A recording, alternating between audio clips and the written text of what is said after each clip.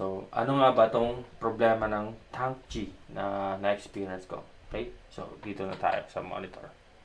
Ito lang siya. USB audio, microphone, sa recording, sa playback, speakers, USB audio. Okay? Okay, so yan. So, ang gagawin ko ngayon, magre-record ako ng isang track. Okay? So, kahit sumablay ito, kumbaga, bahala na. Bahala na si Batman. Magre-record lang ako ng isang track. Okay?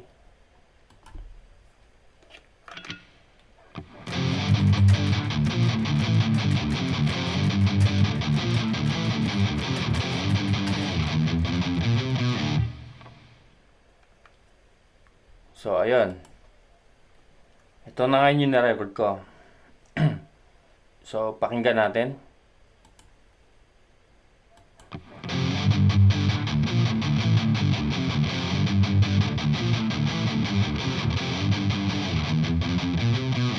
Ayan, nirecord ko siya. Bale, ito nga pala, hindi ito nare-record ng mic. Iba yung nare-record ng mic. Okay?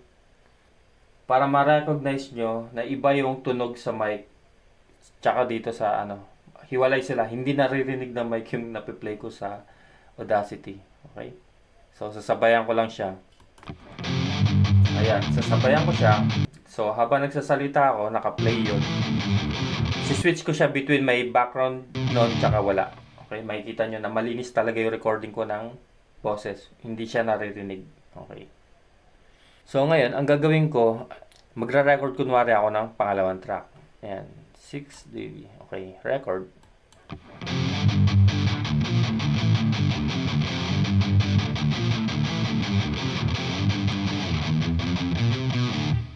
Ayan.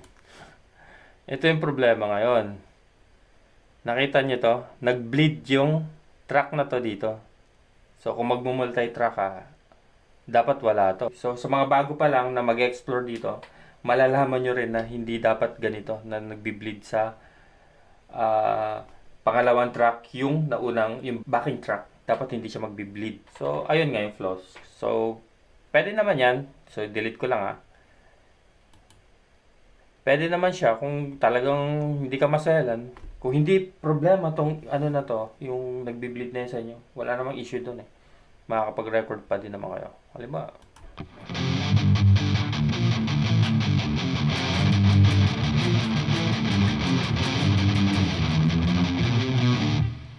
wala namang problema. Kumbaga, ayan, nag-bleed siya nung umpisa, di ba?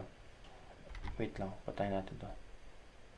Ini-aim mo maging decent yung recording mo.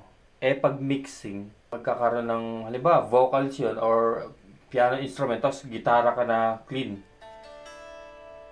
Biglang may magbi-bleed na vocals. Pag minix mo na yan, in-EQ mo na. Kumbaga, madadama yung ibang instrument. Halimbawa, sa vocals, sumabay doon sa gitarang clean tone. I-EQ mo na yung guitar. May kasamang boses. Tapos papatayin mo yung highs, yung bigla magiging iba yung tone doon sa boses, sasabay. Tapos hindi pa ganong align. Yun ang problema doon. Okay. So mahirap, kumbaga kung bago ka, medyo mahirap intindihin to. Pero kung mga dati na nagre-record, alam nyo naman yung sinasabi ko. So, yun lang naman yung ayaw ko dito sa Tank G. Pero, ito. Kung gagamitin mo siya as, kumbaga sa live, gagamit ka ng amp, walang problema. Hindi mo naman gagamitin yung USB sa diba? Isasaksak mo sa amp. Walang function yung USB doon.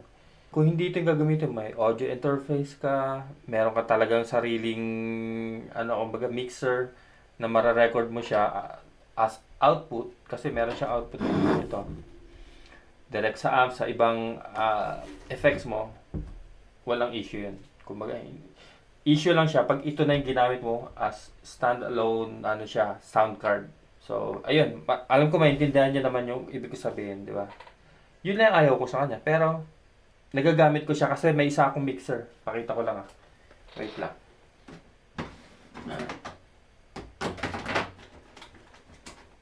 Ito. Yung aking old but gold. So, ito. So, anong nangyari? Yung ginawa ko, imbis na yung USB, di ba, kanina, dito na yung nanggagaling yung guitar, na nare-record ng laptop. Tapos dito pa bumabalik yung sounds galing sa backing track, galing sa laptop. So ngayon, ang ginagawa ko na lang, yung USB nito, yun na lang yung out dito sa laptop. So yun yung nire-record ng laptop. Pero ang balik ng backing track dito na sa mixer na to. So naririnig ko yung yung ginigitara ko at yung backing track dito. Hindi ko na binabalik dito. Kaya kailangan ko nito. Yun, nagiging malinis yung recording ko. Buti meron ako nito. Yun lang naging solution ko. Okay. Or kung may kayo, ibang multi-effects na may din, USB capability. As rin siya, sound card, external sound card, pwede yun. Ito kasi, USB mixer. Yan. So, yun lang naman. At, salamat sa mga naging interesado sa video na to. Tapos, sana kung may solution kayo na ito na lang, kumbaga, wag na gumamit ng mga ibang gadget. Kung ito na, paano ma-resolve yun ng Tank G or siguro hardware problem na to, para ma-resolve yung issue na yun sa Tank G. Kasi gusto ko ito na lang Kumbaga, pagkasaksa ko, diretso na. Ayoko magbanggit na ibang effects kasi yung ibang effects ko naman, nag-review na ako dati sa dating channel ko. Mga na USB recording din. Nagde-demo ako paano mag-record, ganun. Gusto ko ganun din sana tong Tank G, na walang issue ganun. Ngayon ko lang na-experience yun yung nagbi-bleed. Dati wala yun sa mga ibang gadget na ko na-review. Yeah, update natin. Pero ito, sasabihin ko lang, gagamitin ko pa rin siya. Okay? As of the moment. Okay. Gusto ko pa rin siya. Yun lang kasi nagawa ko ng paraan, di ba? May paraan naman. Kasi kung may choice sana, gusto ko ito na lang. Wala na yung mga yan. Ito na lang. Para simple, madaling saksak, setup agad. Ganun. So, bye muna.